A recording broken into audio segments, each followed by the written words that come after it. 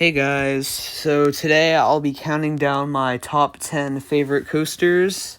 This was made partly just because I wanted to make it, because I've been kind of on a coaster mood lately, as you can tell by the shorts that I've been posting lately of my trip to Cedar Point and the video, and also partly just because Coaster Joe, I'll probably link their channel in the description, but Coaster Joe made a 100 subscriber special for his top 10, so I figured, hey, I might make one too.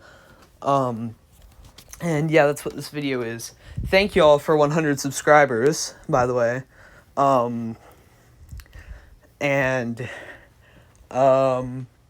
Yeah. So, heading right in to number 10 is Montu at Busch Gardens, Tampa. This is my favorite of the 4 inverts that I have ridden, just because it's not the most intense one I've ridden. That would have to go to Afterburn at Carowinds, but it is my favorite just because I love the colors. Blue and yellow goes very well on this ride, and it's like all of the elements are fun. The Batwing is fun. I love the dives into the little canyons, I guess. The theming and the queue is fun. And this ride, this was the, I think, second invert I'd ever ridden. And this ride blew me away with how intense it was. I didn't even ride it that far into the day, and I still thought it was really intense. So yeah, number 10 goes to, not Afterburn, Montu at Busch Gardens, Tampa. My number 9 is Millennium Force at Cedar Point. This is one of the new Cedar Point coasters that I've ridden. Well, not new at the park, but I got 2 rides on this, and my first one, I didn't like it because on the drop, something happened. I don't really know what I did, and it like crunched my back really bad, so it just kind of hurt. But I got a second ride the next day, and it was way more fun. The only critique that I really have for this ride, is that it's not very long. Like, the POV makes it look long, but actually, it's not really that long. But this is definitely the most intense out of the Gigas and out of the coasters of Cedar Point. Like, this is the most intense coaster at Cedar Point, despite what most people say. And yes, I think this is more intense than Maverick and Magnum. But it's very fun. The airtime is really, really strong on this ride. And yeah, it's very nice to look at. But the lift hill is probably one of the scariest lift hills ever. And the supports feel like they're going to cave out beneath you. But it's a fun fear.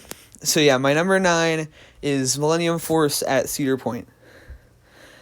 Okay, so my number 8 and 7, I'm going to lump into 2 spots because I legitimately cannot decide which one is better. And that is Gatekeeper at Cedar Point and Wild Eagle at Dollywood. They're both B&M wing coasters. They're very different in elements, but their elements are so good together, I can't decide which one is better.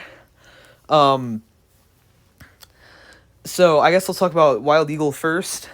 It's pretty short, but it's fun. There's many fun inversions. The helix at the end is forceful. There's like an airtime hill that's right in the POV now. That's surprisingly forceful. And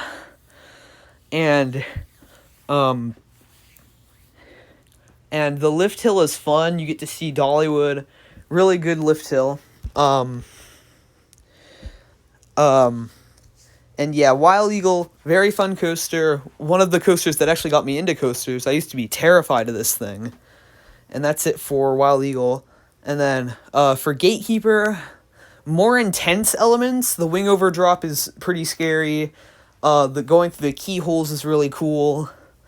But Wild Eagle has better theming and a better location than Gatekeeper, even though Gatekeeper is on the edge of Lake Erie, and that's really cool. But once again, I can't decide which one is better.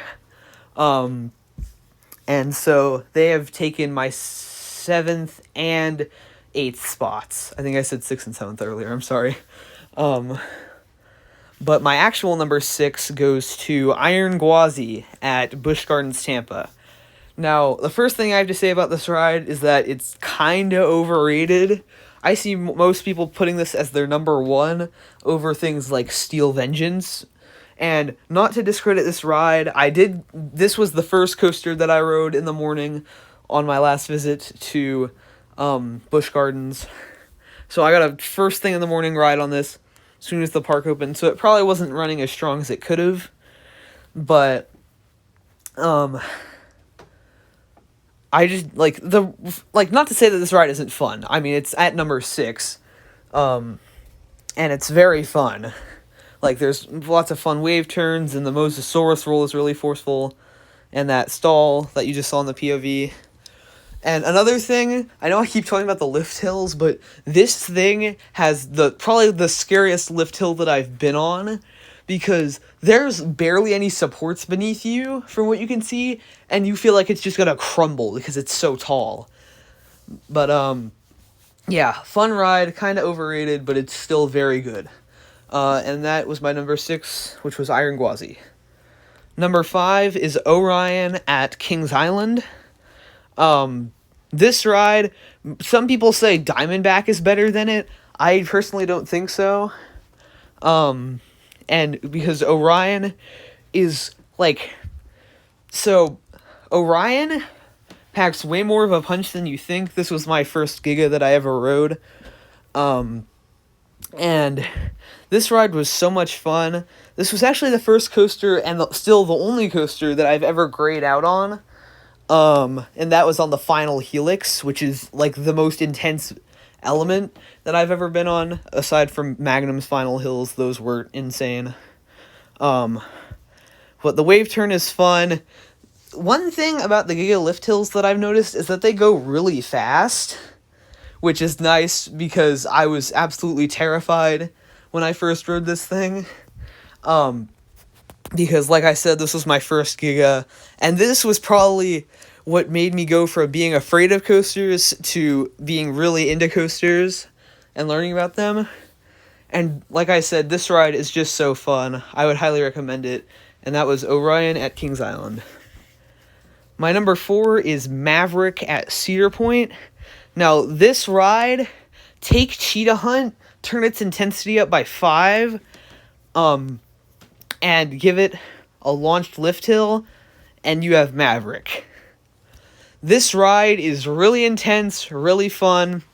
It's got a great location in Cedar Point, amongst all the trees, and being kind of on the edge of, kind of on the corner of the park, the top left corner. And this ride, the launch, so there's a little tunnel under the station that you launch out of. That launch is probably the most powerful launch I've ever experienced. And this ride is small but powerful. Just, it breaks down constantly, so I only got one ride on it. But if you can get on this thing, it's highly worth it. And that was Maverick at Cedar Point. At number 3, we have another Cedar Point coaster, and the last one on this list, and that is my number 3, which is Steel Vengeance. Steel Vengeance, it's just insane. This gets definitely the longest lines consistently at Cedar Point, and I understand it, it makes a lot of sense. That's what I'm trying to say. And this is, this thing is very long and packs so many elements of airtime and inversions into its layout. And, this coaster is, it's airtime, inversion, airtime. It's just one element after another, but it's really fun. And the drop on this is fun. One thing that I like about it is that there are 2 little bunny airtime hills before you actually go on the drop, after you exit the station, and I just like that little touch they had. The Camelback is intense. This coaster has the most airtime of any coaster on the planet, actually. Very forceful, very fun, and that was my number 3, which was Steel Vengeance. My number 2 is Fury 325 at Carowinds. Now, this ride I went with on a school trip, so I rode it with some of my friends. And this ride with friends is so much fun, but just because I rode it with friends doesn't mean it's automatically my number 2. This ride is forceful. It seems long, but it's actually pretty short, but it's good short. The treble clef is fun. The hive dive under the bridge is really cool. This coaster is beautiful to look at. I got some good videos of this ride when I went. So yeah, this ride was a great experience. Some of the best memories with my friends. The lift hill wasn't as tall as I thought it would be, probably because I rode Orion, so I already rode a Giga, so I was kind of used to it. But once again, very forceful, very fun, good elements, and that is my number 2, which was Fury 325 at Carowinds. And lastly, my number 1 is Lightning Rod at Dollywood. This was another big coaster that actually got me into coasters. This ride, I don't really know how to describe it other than very fun, very intense. The launch lift hill, it blows you away. And once you get to the top and do the little airtime hill, and then go into the drop, you know that you're in for a good time. And the rest of the layout doesn't lay up. After you go through a bunch of wave turns into the quad down at the end, which is very, very fun. And then you go into a turn, and then the ride is over. The only critique I have with this ride, well, other than its downtime, but that's just because it was a big innovation in the coaster world. The only critique I have with this ride is that it's kind of short, but like Fury, it's good short. And this coaster is beautiful to look at. Like, if you're walking past it through Dollywood, it is so beautiful just walking by it and hearing that nice roar of the coaster as it goes by. If you're lucky enough to get to Dollywood on a day when this is open, you should get on it. It is well worth it. What else can I say? The location of this coaster is amazing. It's on a hill in the back of the park, and it's kind of hidden from the park until you get on it. And this coaster was so great. It turned, I forget what it's called. It's like an old 80s style car area from one of the most dead areas of the park to one of the most, like, crowded areas of the park just because of this ride. That's how big of an effect this ride had on Dollywood. And, yeah. So that was my top 10 favorite coasters. I hope y'all enjoyed. Thanks again for 100 subscribers. And sorry for all the coaster content I've been posting lately. I've just been in kind of a coaster mood. Hopefully I'll be able to upload some more gaming stuff and other stuff. But I hope y'all enjoyed this video. And once again, thanks for 100 subscribers. And I will see you all in the next one.